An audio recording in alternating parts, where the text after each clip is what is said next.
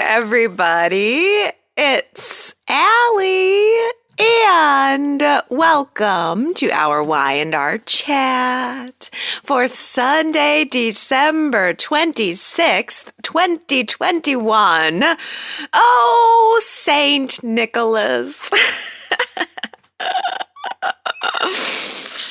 The guy spends his Christmas Eve in an orphanage. For crying out loud. Throwing a party for orphans, just like his father used to be. And he still gets the Scrooge treatment. I don't know. I have grown to truly love Josh Morrow over the years, and I'm really glad that he was able to get some focus on this episode because I think he's really special. But I also think that if anybody needed a Christmas miracle episode this year, it should have been maybe Billy or Chance. That would have been a good way to really dig into him and get to know him better. Or even Devon and what he's going through. Poor Nick just doesn't know what to do with himself now that he and Phyllis have broken up. Now there's a real problem. He's like a little lost puppy. Don't worry, Nick. We'll get you another bone real soon, okay, buddy?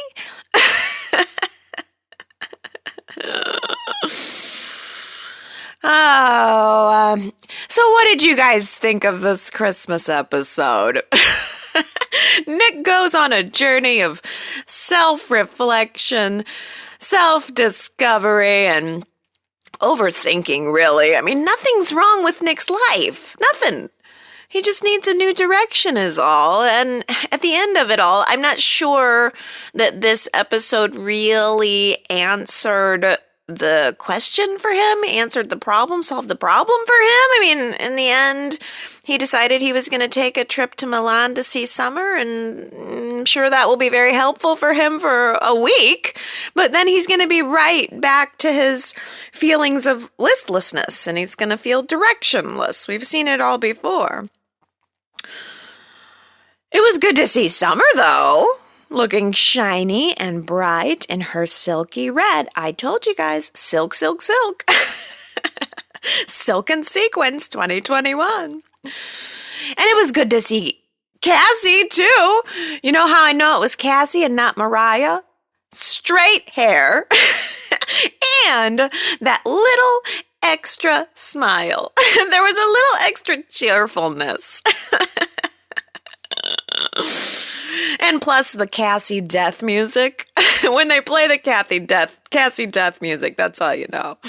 But as long as Nick didn't start singing a lullaby, I knew that I'd be able to hold my tears back for the episode.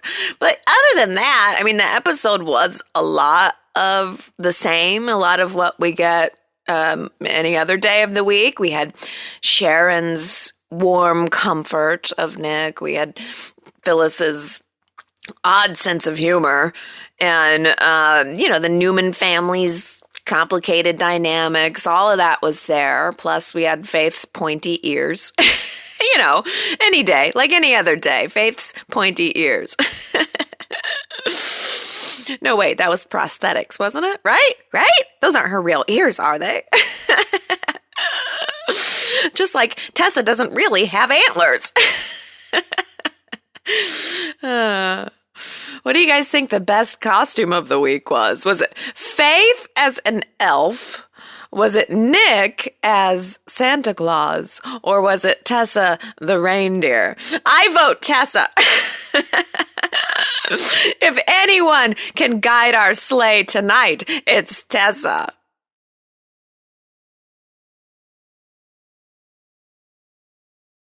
Oh, but I can't completely dismiss Nick and his feelings. It's all very relatable. And the truth is, a lot of people get depressed over the holidays. And maybe that's why Nick was trying to occupy his mind with volunteer work.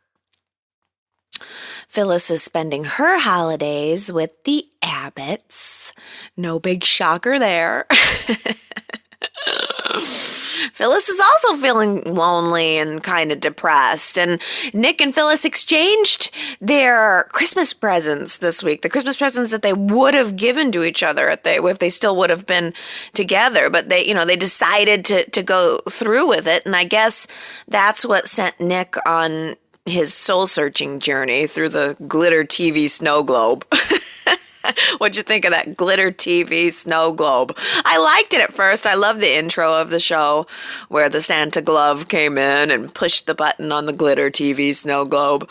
But I thought that the end part where the final scene sort of morphed into and was superimposed on the glitter TV snow globe, I thought that was a little weak. But the emotions were there, folks. All the emotions were there. And, just because Nick and Phyllis aren't together anymore doesn't mean that they don't love each other anymore. Love doesn't go away. Nick gave Phyllis that photo locket, and the inscription said, "Love always, Nick." Love always. And I found Nick's gift to be very thoughtful. I'm not sure that Phyllis's gift was as thoughtful in return, but I'm sure that Nick will be smelling extra fine in his custom-made perfume. Cologne. What do you guys think that the essence of Nick smells like? That's the real question of the week. The title on the cologne bottle was Essence of Nick. What do you think Essence of Nick smells like?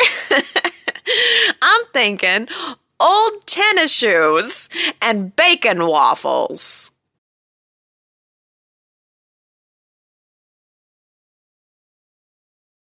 Sharon had been trying to boost Nick's holiday spirits all week long, giving him that sage advice.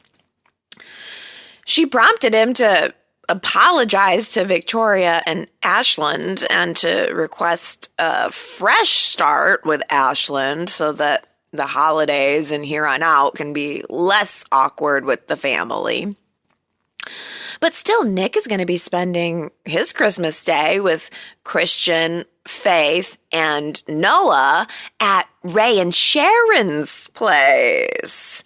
Kind of like he's the dad and Ray is not. Ooh, I think we have a blossoming triangle happening here. But what was with Ray giving Nick and Sharon the side eye as they were fawning over Noah's artistic genius? Like, Ray, where'd that come from? Don't start showing signs of jealousy now.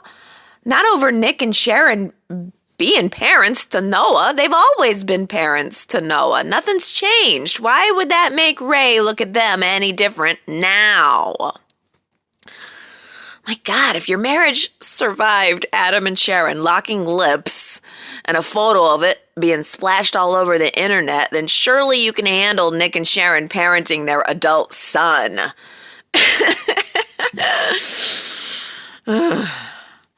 If anything was going to break up Sharon and Ray now, it needed to be Chelsea. I know I keep talking about this, but the show had this perfect opportunity to repeat the Adam and Sharon storyline using Chelsea and Ray. Chelsea should have been coming back into town, singing her I've Changed song. Sharon should be all skeptical about it, and Ray should be defending her and destroying the relationship with Sharon over it. That would have been the juicy, twisted path. Then Nick and Sharon could have their reunion. Look at me, I'm full of ideas today. It must be all of the eggnog.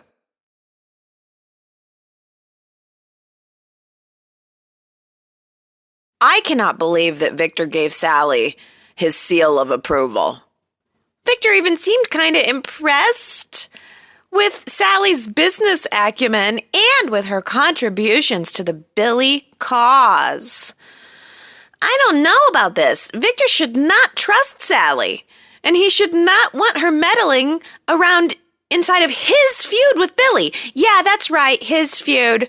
Victor started the latest round of this feud. Victor's the one who came up with the plan, and Adam gave into it and went along with it after telling Victor no more than once. This is about Victor. Maybe Victor just wanted to give Sally the approval so that he can help Adam get some nookie. Adam needs some nookie to go with his Christmas cookie. Adam's the only guy on the show who never gets kissed, never gets sofa sex. What's up with that? All the other guys get sofa sex. Adam gets no sofa sex. Where's Adam even gonna have sofa sex? Victor's living room? Right on Nikki's couch? Oh. Well, we all know Chelsea would have sofa sex with Adam right now. But I don't want that. I don't want it. Adam and Chelsea need to be done. Adam and Chelsea needed to be done a while ago.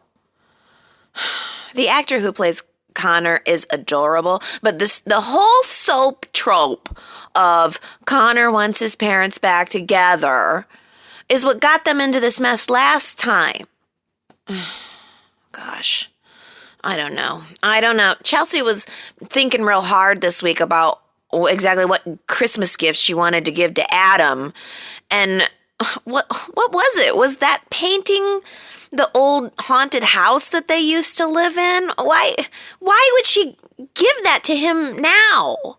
All of this time later, now that they've broken up. Was Fenmore's all out of socks and underwear or what?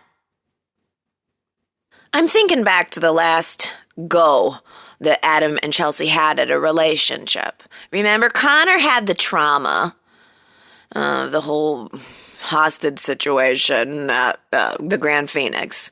Connor was real upset. He was having a hard time. So Adam agreed to move into the penthouse to be as a family to help support Connor. Adam, in the process, I think, convinced himself that it was Chelsea he loved, but all the while, even after Chelsea had her stroke, Adam was stepping out on Chelsea to go meet with Sharon, to confess his love to Sharon, to try to convince Sharon that they should be together. Well, now Adam has convinced himself that he doesn't love Sharon or Chelsea, and he's dooming himself to a life of celibacy here. Just behind the desk at Newman Media, forever pretending that he doesn't see Sally's buns bouncing around inside of her skirt. Well, he gave her a Christmas Eve peck on the cheek this week. Big whoop! That kiss was the same kiss you gave your sister.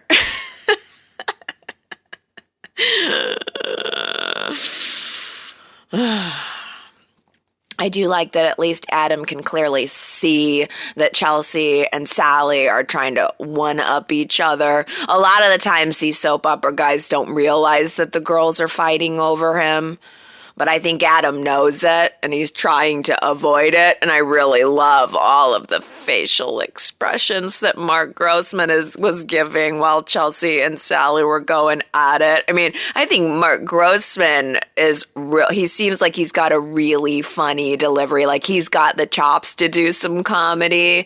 So, I mean, this triangle, I guess, could be fun, but it's just, I don't feel passionate either way about Adam being with Sally or Chelsea. I mean, if I have to pick, I'm gonna pick Sally, just to get him some lovin'. I just want to get Adam some lovin'. Maybe next week he'll give into some temptation and start the new year off right. Because in the previews, Sally's asking Adam if he wants to do nothing together on Christmas Eve. Yes, let's do nothing. Let's do nothing. Maybe just some light meditation or something. But please don't try to have sex with me. I'll be shaving my head and moving to a monastery next week.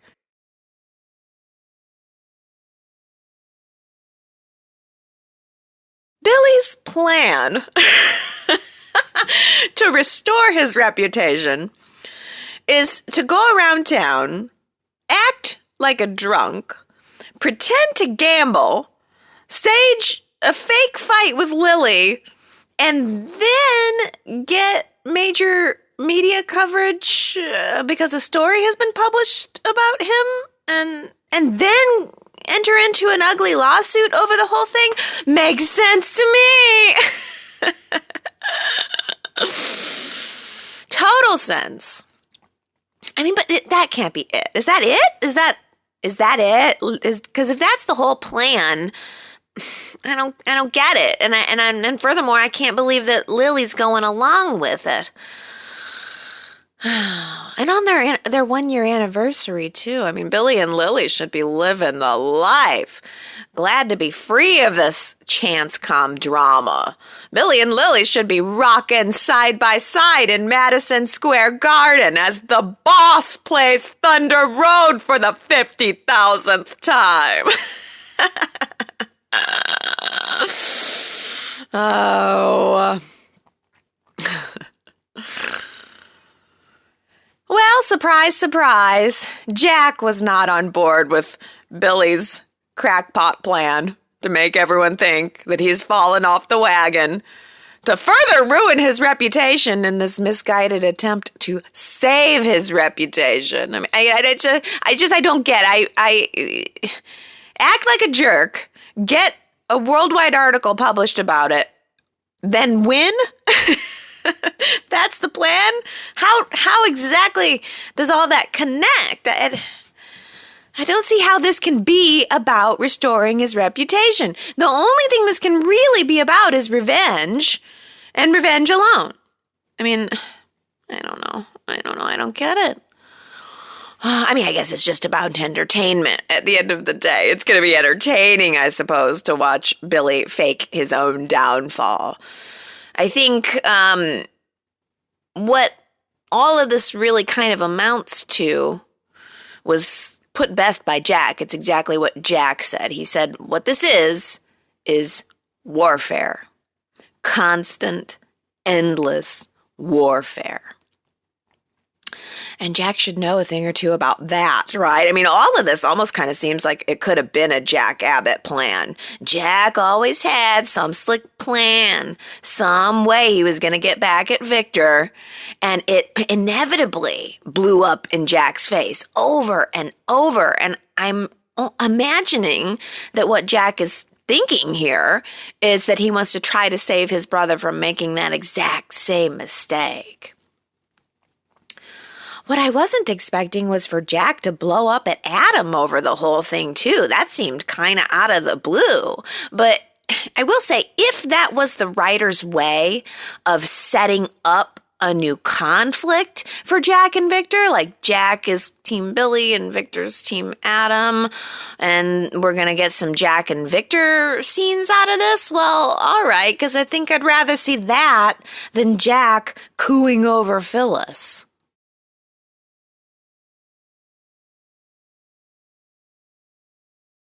Noah was adorable, helping Victor wrap Connor's Christmas gifts, and then Connor walking in during the middle of it, and Victor and Noah just kind of swiped everything off of the table like it never happened. That was cute.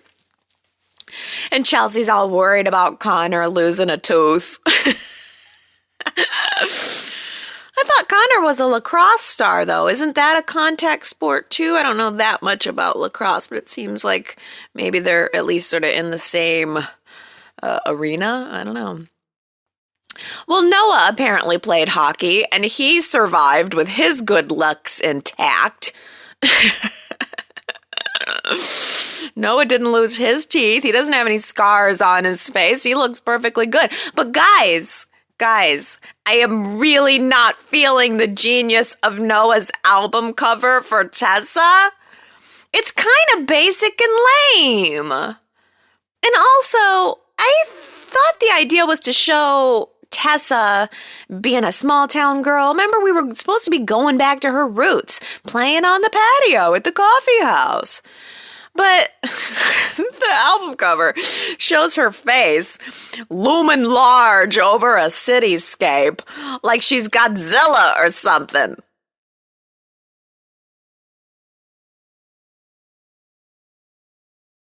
Mariah's Christmas wish for this year is coming true. She and Tessa are family planning. Well, that's kind of a quick turnaround for Tessa, isn't it? She had all of the concerned looks that she could muster just 2 or 3 weeks ago, and now she's telling Mariah that she's come to peace with the Dominic situation, and she's ready to start working out the details on the next part of their lives. Tessa believes Mariah has moved forward, and so therefore she's ready to move forward. I mean, of course, I'm happy to see that. So happy to see that. I just kind of wish the turnaround had been a little bit more gradual. I don't know. Especially since, as Mariah and Tessa were talking, Tessa mentioned just briefly about her own fears of becoming a parent, like having come from a messed up home environment.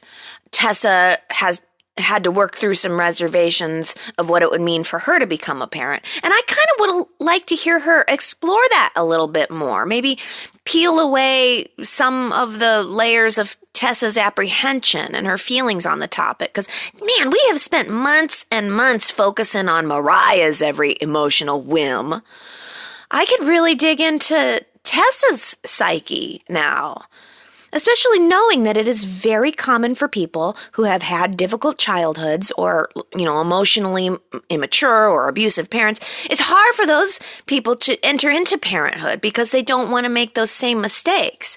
I think that would be something interesting to really dig into about Tessa and her past and how she's incorporating that into her present and moving forward. And yeah, it's not real heartwarming for Christmas time, but for every happy family gathered around the ham this year, there's a dysfunctional family gritting their teeth. So I think that would have been interesting to explore. I do love the idea of them adopting, though. I like that because I really do not need to go through another sperm donor debacle. I really don't. I'm personally so in admiration and support of families who adopt, and I think that's a path with its own unique challenges. And yeah, I think Mariah and Tessa kind of got the quickie treatment this week, but I hope that we get some real grit here as they move forward. I don't need Christine to just show up and Tinkerbell the whole thing like she did with Chance. I don't need someone to just hand Mariah and Tessa a baby with a big red Bowie on it.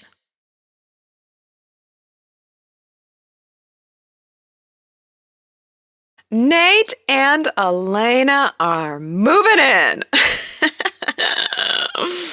I bet you we will never see Nate's house.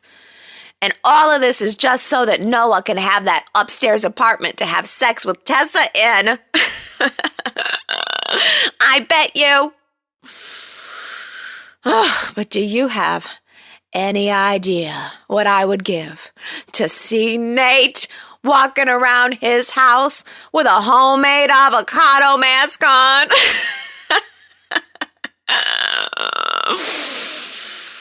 It's his beauty secret. I have been wondering how on earth that man could look so soft and delicious, and now I know. Avocado. Oh gosh, I find it so darn adorable that he has a baseball card collection too. That is so Nate. I can just see it. I see it. I see every single box piled up in my mind. And you know what else? I can totally identify with Elena giving Nate the heads up on all of her little household quirks, because the no cooking breakfast thing in the morning I can identify with. I can't eat in the morning. I can't even think about food until 10 a.m. And I'm not gonna lie, the solid blouses in my closet are sorted by color. In Roy G. Biv rainbow order. I go to my closet every morning and I say to myself, what color am I today? And from there, I choose the color of the shirt I'm going to wear. True. It's true. Everything else in my closet is by group. So cardigans together, pullovers together, button-ups, etc. So honestly, it's just kind of nice to know that Elena and I are mentally ill in the same way.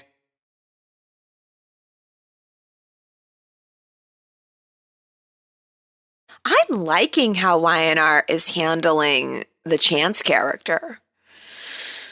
He continues to feel a little out of place, little fish out of water, and we continue to see him thinking about his mission, his mistakes. He's showing signs of regret, but, at the same time, he is also stepping up to the plate and being fully engaged with his son. It seems like Y&R is working on moving us completely out of the realm of Mariah's clinging to the baby. And instead, we're moving fully into the realm of Devon being the one to do that. And next week, oh my goodness, next week he's going to ask for shared custody of Dominic. What do you guys think of that? Here's a poll. Here is a poll for you. Do you want Devon to have shared custody of Dominic? Is that what you want? Go to yrchat.com to cast your vote, or are you thinking that is not the path that needs to be happening? Because I don't know. I think Devon needs to handle this way more delicately than he is. I think Devon needs to handle himself more delicately than he is. Because, for instance, giving Dominic the music box that Neil gave to him that was meant to be a gift for the baby that he had with Hillary, I think perhaps that music box would have been better off to save for the baby that he might someday have with Amanda. And boy, Amanda is right there fanning those flames, isn't she? Giving Devon the gift of the framed footprint, right? I mean, I don't know, telling Devon that he should ask Abby for more time with Dominic. I don't know. I think Amanda's trying to be supportive, especially since, she's had her whole own missed opportunity of being close with her biological father.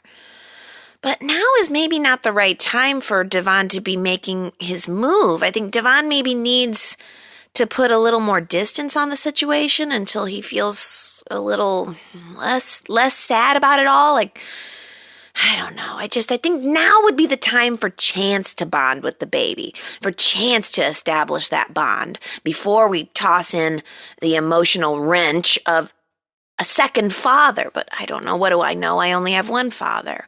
Abby's the one who set the tone for all of this. And Abby set the tone as, we're doing this together. We're one big happy family. I want Devon to have a big role in this child's life. And to Abby's credit, she has continued to keep that tone. But so far, it's been given by her. That tone has been established by her. So let's see if Abby starts to feel any differently when she's being asked for more.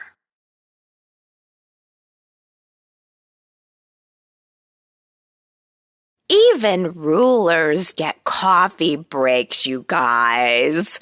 Even rulers of big international conglomerates get coffee breaks, says Victoria.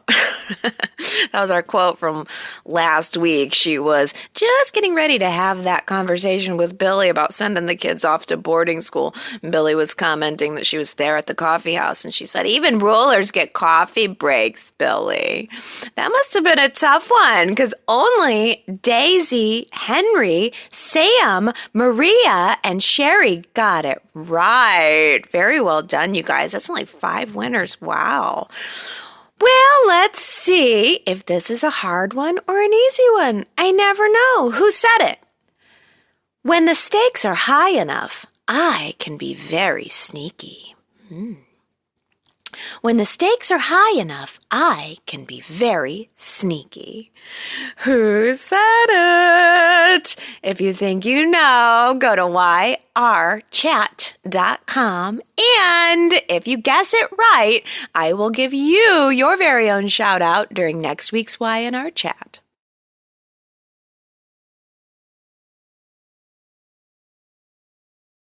Okay, well, now let's dig into your comments. Superplex says, what kind of gift is that? Sorry, Amanda, but you are only exacerbating the situation.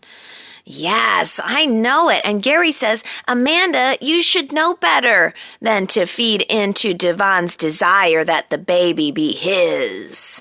Yeah, I know. Well, but Sherrod responds, well, technically Devon is, but leave it to Y&R to raise the awareness of surrogacy and then mess it all up by having their carrier become obsessed with the baby and the donor want custody.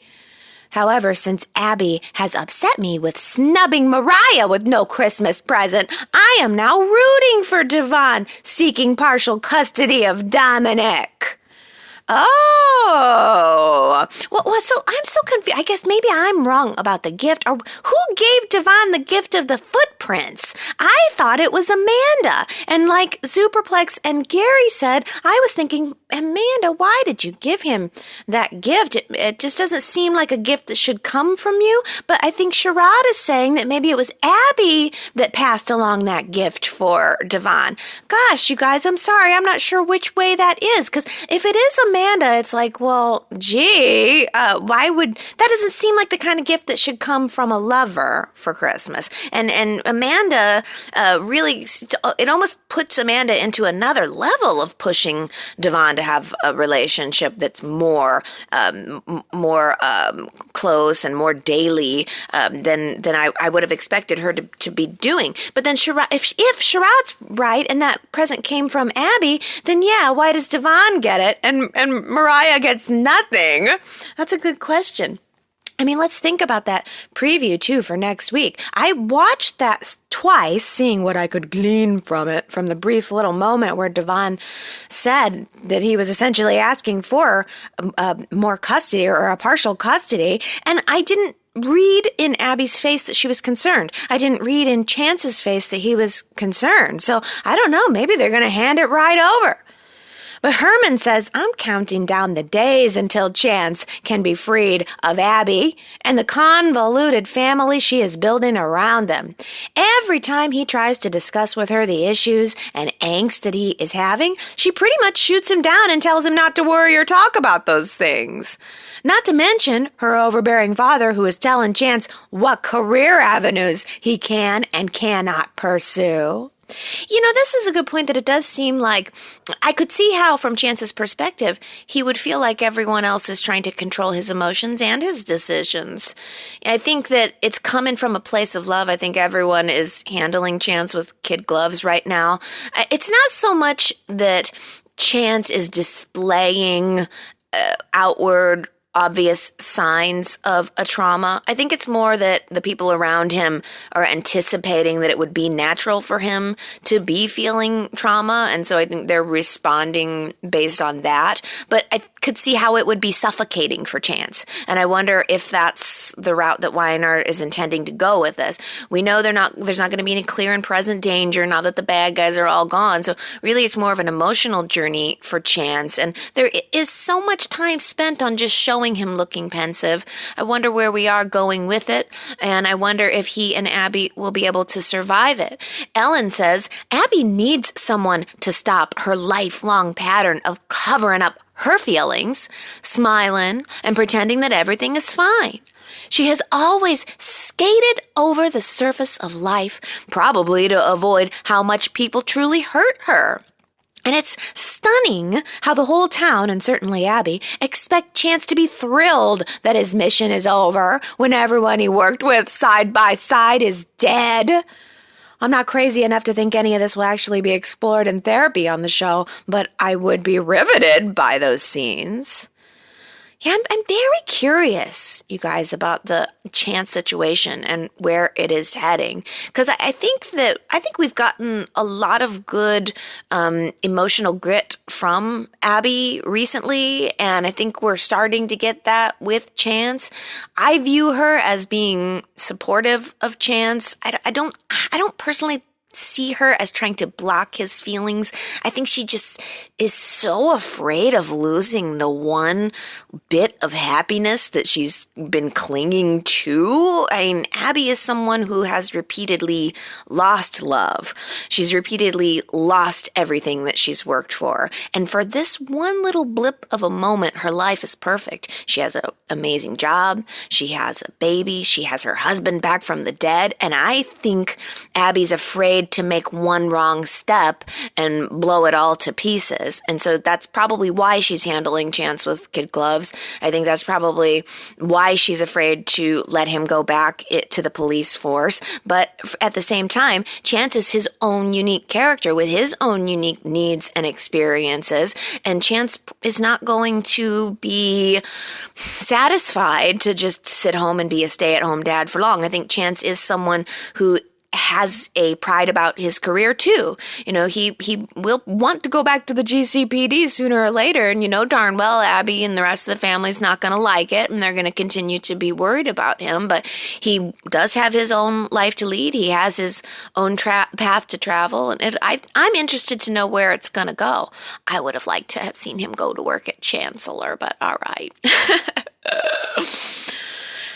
Well, speaking of paths, paths that are leading to I don't know where, T. Nicole says, if Billy's plan works, and he does hurt Adam and Newman Media, what's Billy's plan after that? There will be a short-lived moment of gratification for besting Adam, and then whatever anger he feels toward Adam and whatever hurt he feels about what happened to Chancecom will still be there. But what's next, Billy? What do you want your next career to be? This plan can't be your only goal or purpose. Oh, but it is, T. Nicole. It really is. And what was it? I think Gary said last week, it's the single-minded ones you have to worry about. And I think that's maybe describes Billy's personality right at this very moment. He's very single-minded. He gave Lily her moment. He said, okay, I'm going to pause for a day and let you have your moment of becoming the new CEO of Chancellor. But then single-minded purpose, he's right back to this plan, which it's entertaining, I guess, to watch Billy kind of set in this trap. It's just, I agree with you, T. Nicole. I don't know what happens after it. I don't see how making himself look bad, and not only making himself look bad locally, but knowing that there's going to be a story published about it, that's not going to feel good, everybody saying this about you. And then, so all of a sudden, he turns around and has some proof that none of it was true, and he now goes to battle with Newman Media in a big, messy lawsuit. I just don't see how any of this is going to lead to happiness for him. Sue W. says maybe Billy's scheme will involve something yet to be seen, or something other than exposing the, aha, you called me a broken man and I'm not. I hope he'll get the inside scoop on something before on something nefarious when no one thinks he needs to be reckoned with. Oh, yeah, that's good, Sue W. Maybe that's it. Because there just has got to be something more here, because otherwise I don't get it. That maybe he's playing dead for now, and maybe that will lead him to discover something. Something has to be here that's more, and I don't know it yet. Diana says it would be nice to see Billy's plan actually work and for Billy to come out on top for a change. It is tiring seeing Billy always make the wrong choices and come out the loser. I hope Jack's words weren't foreshadowing that Jack will be right about Billy. If Billy is successful, it will be a game changer for Billy. It will also bring Billy and Lily's relationship to a new level, as it will strengthen their bond. Maybe then Billy will decide to join Lily at Chancellor Industries, as he will feel vindicated and ready to move forward. That's got to be the end game. I do have a feeling that Billy and Lily will end up working together at Chancellor Industries at the end of all of this. But I like your point, Diana, that Jack's words could potentially be foreshadowing, because that's really the pattern that Jack followed. I mean, how many years did we spend watching Jack come up with some crackpot plan to get back at Victor and watching it blow up in his face? And it might be the same trajectory for Billy. I just don't know. Well, Ellen says, so much for Jack's friendship with Adam. There's no respect for the history in this writing regime. Even if Jack was angry, he could ask Adam why they went after Billy in a way that might get a real answer. Like, maybe there are two sides to this story. Jack just saw how reckless Billy is being, so maybe he needed to be stopped. A big plus would be if this actually got Jack off the sidelines and into the action, though. Show him behind a desk doing something. Let him run a meeting where an important decision gets made. There must be some reason he wears a suit every day.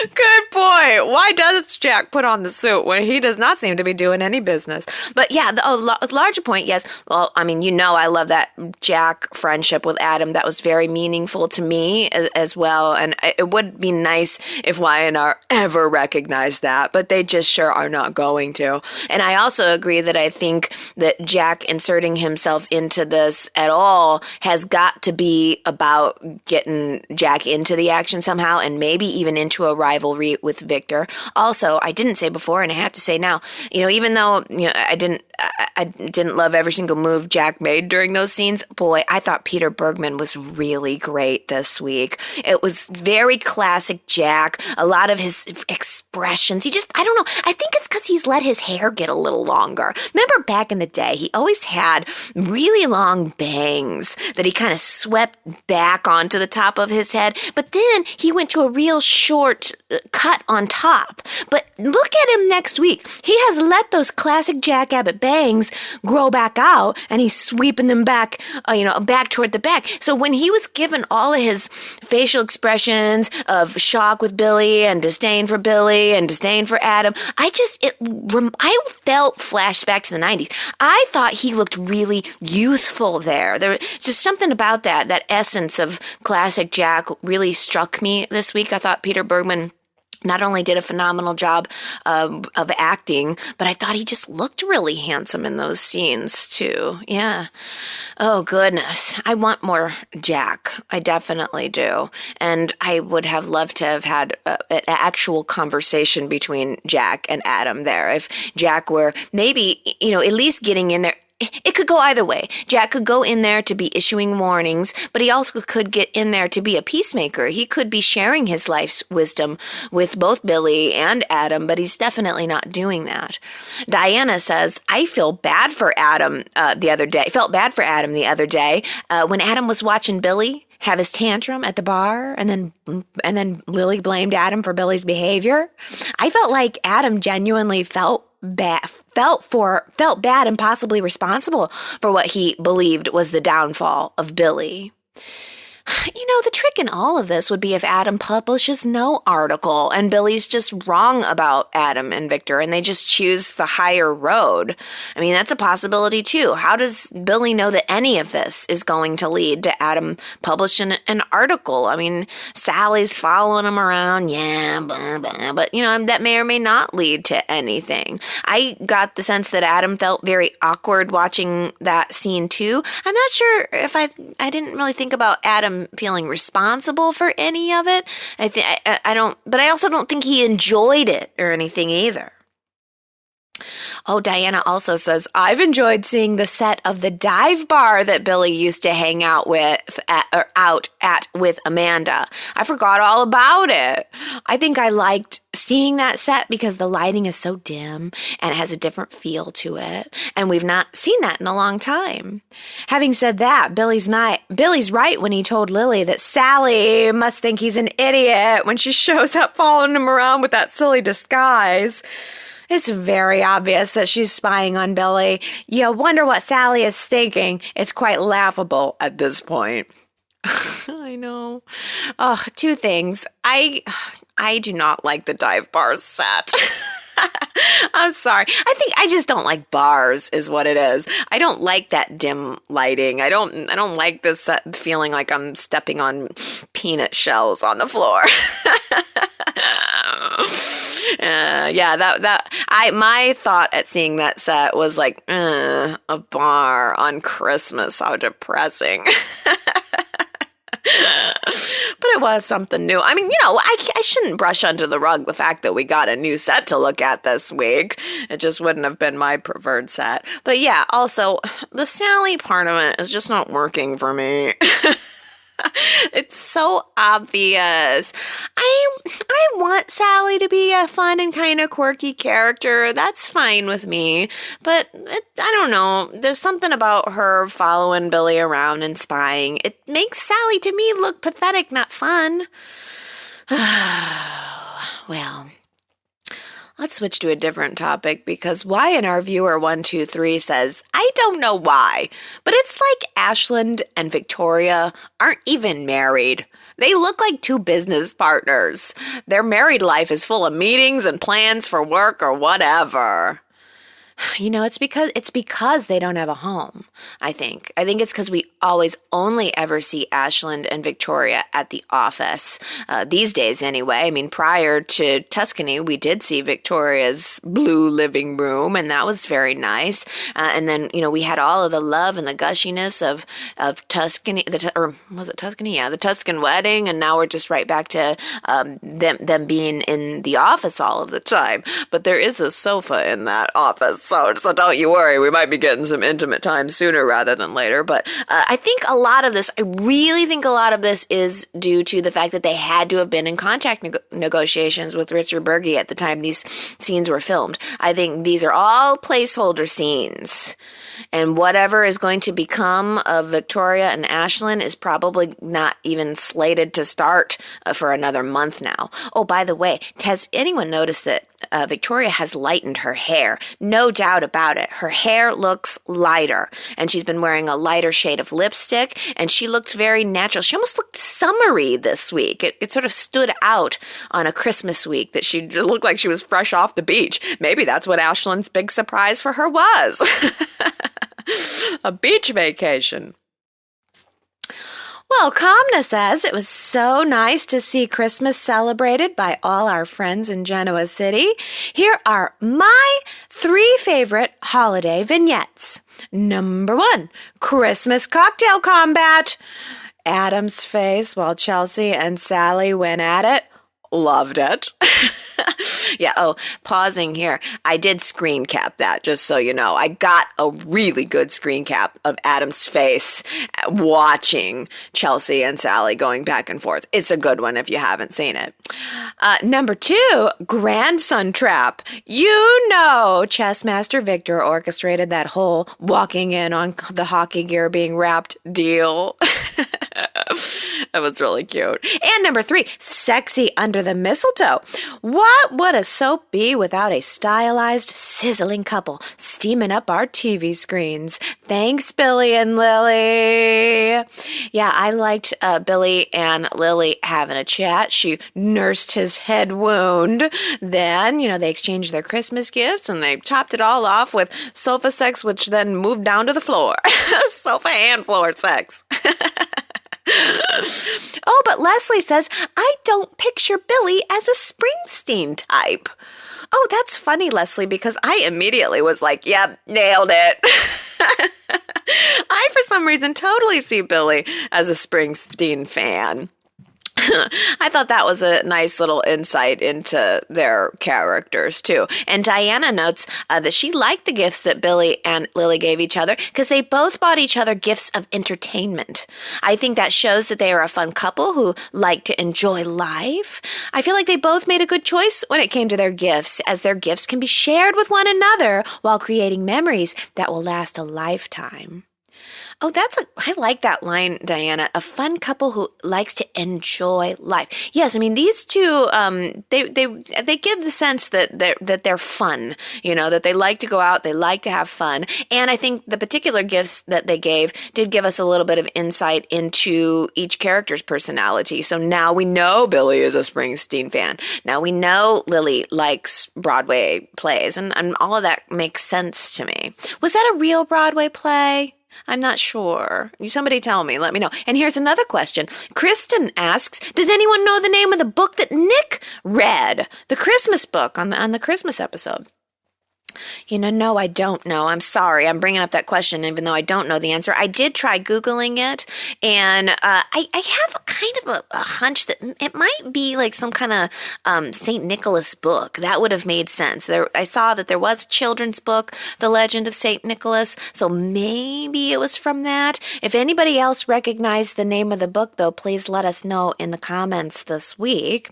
Zuperplex says, one of the things I like about Y&R is that in contrast to other daytime dramas, it has persistently veered away from fantasy. But it feels like, it appears today's episode, the Nicholas episode, will be an exemption. Oh, so Superplex, you didn't like the Christmas episode because it was a little bit too much fantasy. And it was. I mean, it was the Santa Claus-y magic part of it was a little bit hokey. And, okay, also, when they all broke out into, like... 2 lines of the Christmas book.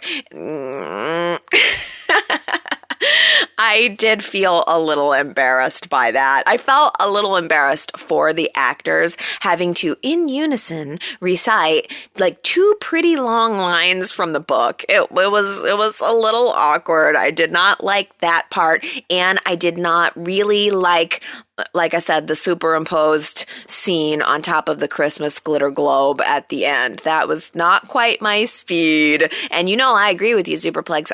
That's one of the things I've always liked about Y&R in contrast to other daytime dramas is that it's a little bit more reality based. I mean, there are no demon possessions or anything here in Genoa City, and that's always been something I liked a little bit better because I think maybe I like a little bit more business drama, psychological drama, that kind of stuff. So the Christmas episode was more in the vein of fantasy, but yet at the same time, for a Christmas episode, it doesn't bother me only because it was a single episode, and the Christmas shows are usually not high drama episodes. I think Y&R knows that they're going to lose viewership on those days, so they just put something together, just cranking it out, something easy and light. Maybe I think you also mentioned Superplex that they really only used 4 of the sets, so there wasn't a lot of that was probably put into it production wise, and so maybe that gave the actors a little bit of extra time, a little bit of easy, something fun to do. So I was okay with it being a little bit more fantasy. But I mean, speaking of fantasy, Superplex also says, I can't forget that Chelsea managed to sneak out of the penthouse, broke through the Newman security, sprinkled thallium on Ray's shaving cream and hair products, and did all of that without getting caught. It's funny that the kind of fantasy that we're willing to accept, isn't it? Like the Santa Claus thing is a thumbs down, but then it's like, okay, Chelsea totally used the secret passageway of the penthouse or whatever. It's all just shades of ridiculousness, I suppose, in the long run. But Victoria, speaking of Chelsea, says, Chelsea was very sweet with Connor today. I'm glad the writers are letting us know that she's having a harder time living around her memories. I think it's time to give Chelsea a new love and make Adam jealous. Johnny could come back from boarding school sore-assed as a teen, causing trouble for Lily and Billy. Billy could ask Chelsea for help since Johnny is her son, and then they form a bond. This could drive Adam crazy and cause Lily to question her commitment to Billy. There are so many darn directions, Victoria, that Chelsea could go. And the last one I would pick is right back to Adam. It's only because it like Superplex says, I can't forget everything that happened right before she left. And it just doesn't make sense that she would be so interested in getting him back after all of that. And yeah, but at the same time, I like seeing the softer side of Chelsea. I do like seeing Chelsea with her son. We need that out of her. I just wish that her focus was more about her career, or as you say, a new love, or even this is a very good idea of yours regarding Johnny. There's just so many directions that Chelsea could go in besides right back to where she was before she left, which wasn't all that good. It's like it wasn't all that good and they didn't learn their lesson. The writers, that is. Well, Naomi says Connor's clothes looked so cute and exactly what a real kid that age might put together. Also, I wanted to ask, has anyone noticed Nick's new haircut? It's high and tight on the sides, then like a mini mullet in the back. Interesting. Oh my gosh. Okay, I love this comment, Naomi, because first of all, yeah, Connor did totally look like he put together his outfit. You know, he has the coat, but he picked the hat he wanted to, even if it didn't go with anything else. So yeah, I think Connor's cute. But also, Nick's hair, it's funny that you're calling it a mini mullet because yes, I've noticed that hair. Yes, I've noticed that hair. And every time I notice it, I think rooster. I think he looks like he's got like a rooster mohawk. I don't know, something about it. But it is weird. It like all comes to a point in the back. I guess it's cool. I guess. I don't know. I mean, it's different. I like Nick with a high and tie haircut. I like Nick nicely shaven. That's how I like him. I imagine the essence of Nick, he smells all good. Smelling his old tennis shoes and bacon waffles. I like that. So this is a little bit different. I don't know if I like it or not. I'm not sure. It's either like really cool and hip or super bad. I'll let you guys decide which. Well, Gary predicts, I believe that Sharon is about to reconnect and bond with Christian in a big, big way. Yeah, you know, if we've got Connor back, we need Christian. Christian just really disappeared. I don't know why. It seemed like we were seeing them together for a while, and then Connor got the preferred treatment. Connor's the child we get to see. We never see Christian. But Gary, you're making a really good point that as we see Nick and Sharon continue to drift closer together, I think Christian being a part of that would be a big, big draw for Nick and Sharon. I think they could bond together over Christian. If we see Christian suddenly becoming very friendly with Sharon and really feeling a trustworthiness with her, maybe seeing her like a mother figure, yeah, that could give Ray something to really be worried about. Gary also says, I have observed that whenever Sharon and Nick have considered getting back together, it's a very long story arc and never a rush job. Their state of affairs is more complex than ever, and it will take a lot of sensitive writing to pull off what a soap often does best. Yes, Gary. Oh, yeah. Okay, so Nick and Sharon getting back together, it is kind of a long, drawn-out story. I mean, I think because Nick and Sharon are such a legacy couple, I think Y&R knows they gotta milk it. They really gotta dig in there, and it has to be emotionally complex, and hopefully that is what we'll get this time, if indeed that's where we're headed, which I think it is. And Gary, I'm chopping up your comment a little bit here, but you also say, unlike his jealousy over Adam, Ray Rosales wistfully observes the emotional bond between Sharon and Nick, realizing that he'll never be able to establish the back history and family that she enjoys with her ex-husband. This shows us Y&R is going ahead with a slowly evolving, complex repairing of Nick and Sharon that ought to be compelling for the audience as it plays out. I see Jordy as a good actor with the ability to emotionally move an audience, and this will give him some real meat to play with on a completely different emotional level than his Adam blind spot. Oh, that's so good. Adam blind spot, because that's all it really kind of, the whole thing with Sharon and Adam and Ray, yeah, it was a blind spot. It wasn't emotionally complex, you know? I mean, the fact that Ray could be feeling somewhat inadequate maybe as he continues to watch Nick and Sharon bond with the family and maybe kind of wanting that for Sharon and yet feeling somewhat outside of it. I think, yeah, like you say, it's a slowly evolving complex. And I think you're right that it will give Ray something to really dig into, to really chew into. I really like Jordy too. And I really want to try his guacamole. After all this talk about Ray's guacamole, I love guacamole. Dang, was avocado the theme of the week or what? We have Nate's avocado mask, Ray's guacamole. Maybe we should see if Nate would like to put some of Ray's guacamole on his face for a face mask. That'd be a real treat. I love guacamole, by the way. It just sounds so good. I'll make some chips. I'll do some homemade chips and eat Ray's guacamole with it. Yum.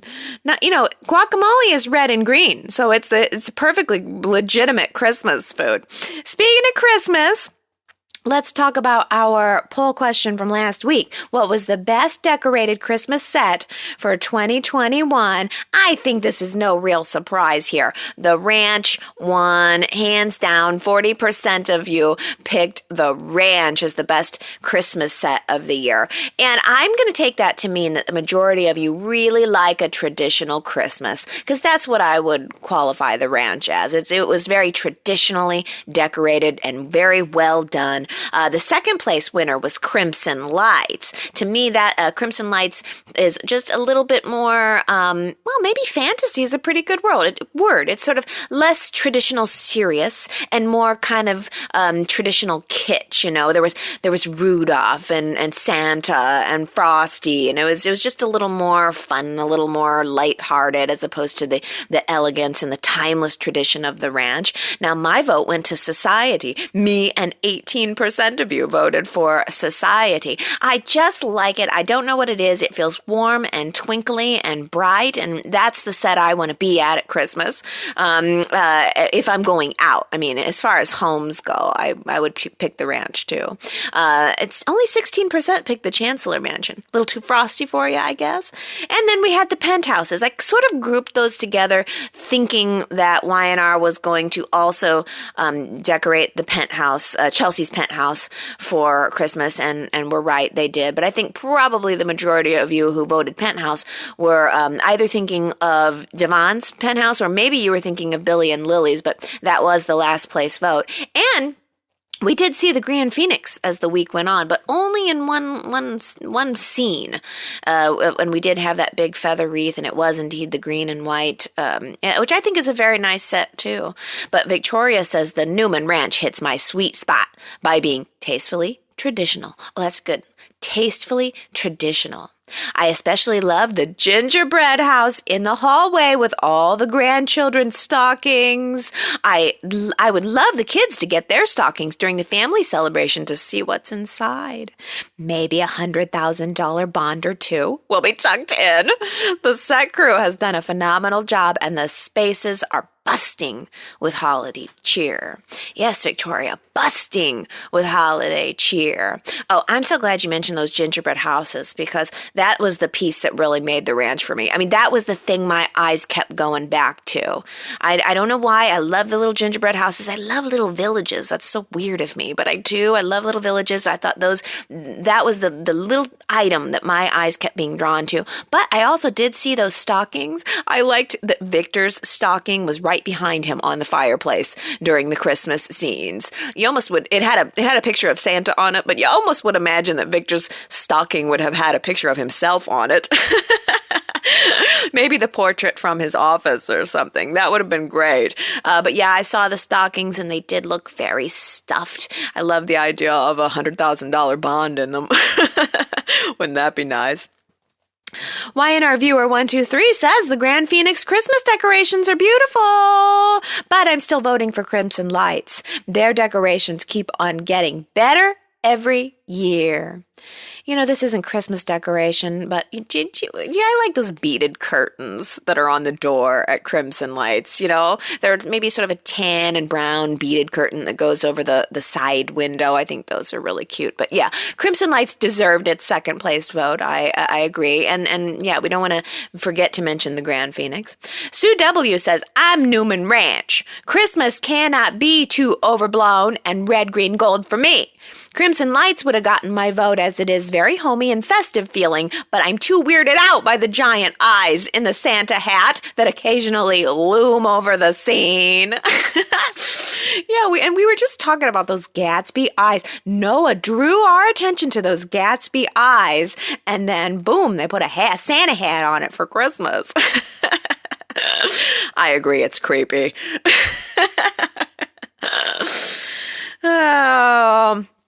And we're going to let Gary bring us home here with the final comment saying, not making an ultimate decision, but it could be Billy's Gambling Den is the best set because I like what looks like a vintage light up Santa in the window with the blinds on the other side, like the cool cord extending down to the electric socket below. That's Christmas, says Gary. Yeah, the light up Santa, it's in front of the window blinds, and then you can literally see the cool cord just like hanging down to the electric socket below. That's Christmas. I'll second that notion. Yeah, that's Christmas. The gaudier, the better.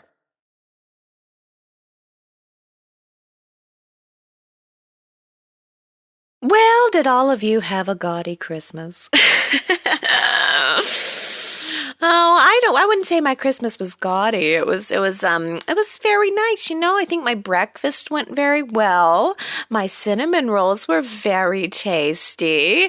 And yes, I even ate the burnt cinnamon sugar that was in the bottom of the pan. Like after you bake the cinnamon rolls, all the good stuff, some of the good stuff sort of oozes out into the pan. And you better believe I got a spoon and I stood there and I scraped all of that baked sugar from the bottom of the pan and put it right in my mouth. Oh, I also made a little compound butter to go with my homemade biscuits. It was just butter and raspberry jam. So it was, because, if you have a biscuit, a lot of people put butter and jam on the biscuit. And I said to myself, well, why not make best of both worlds and do a jam butter, a raspberry jam butter for the biscuits. I thought it was all very delicious. Everybody seemed to like it. We all had a good time. My daughter is, as we speak, playing with her dollhouse. Oh, she loved it so much. And to be honest with you, it may or may not have actually been 3 dollhouses.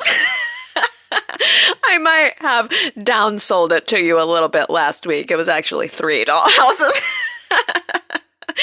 Hey, I had one child and I very quickly realized I ain't never doing this again. So I'm going to make the best of the one kid I'm ever going to have.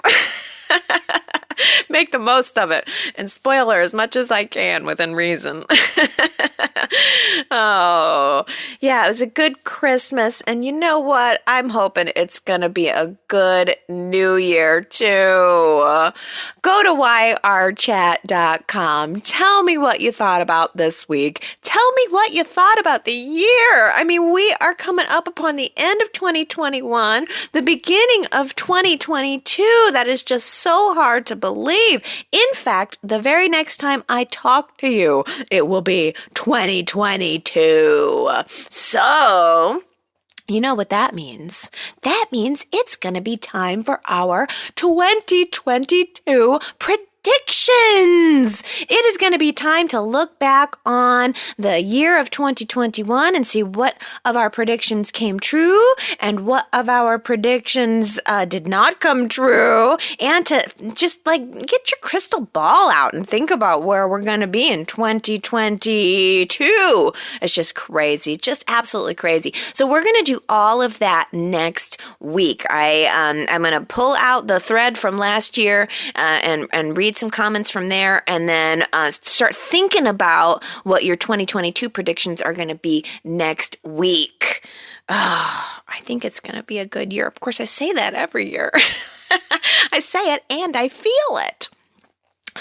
I also just want to say how very grateful I am for all of you. And I got so many lovely Merry Christmas messages. And oh my gosh, Diana even wrote me a poem, a Christmas thank you poem. I'm just so touched by that. I'm so lucky that Y&R Chat has attracted so many just unique and wonderful and nice people. Thank you so much, Diana. Thank you so much, everyone who left me nice Christmas messages. It's very heartwarming to know that I have a little family here. You know, I mean, people have the family that they're given and they have the family that they create around them. And you are all that to me. And I'm looking forward to seeing, you know, what we've got coming up for the upcoming year. Thank you so much for spending this past year with me. I hope you all have a wonderful New Year's Eve and that you get to do something special, namely sofa sex. I hope that you all ring in your new year having sofa sex. And we'll come back and just chat all about it next time.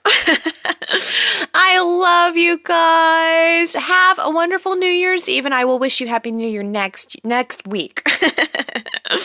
I love ya. Bye.